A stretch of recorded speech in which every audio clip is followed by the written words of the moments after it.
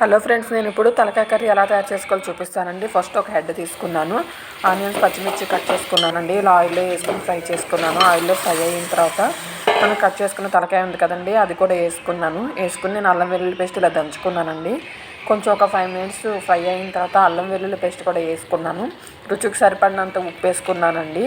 తర్వాత నేను ఒక చిన్న చిటికెడు పసుపు ఉంటుంది కదండి, అది కూడా ½ టీ స్పూన్ వేసుకొని మంచిగా ఒక్కసారి కదుపుకొని మూత పెట్టుకోనండి.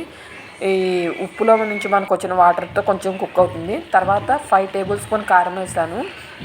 కారం చాలా స్పైసీగా ఉంటుందండి.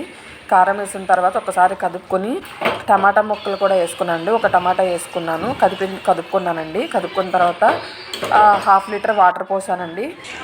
వాటర్లో మరిగిన తర్వాత నేను Everest garam masala packet use చేస్తానండి, అది కూడా వేసాను. దాన్ని నేను కుక్కర్లోకి టర్న్ చేసుకుని ఒక 5 విజిల్స్ రానిచ్చానండి. అయిపోయిన తర్వాత నేను కొత్తిమీర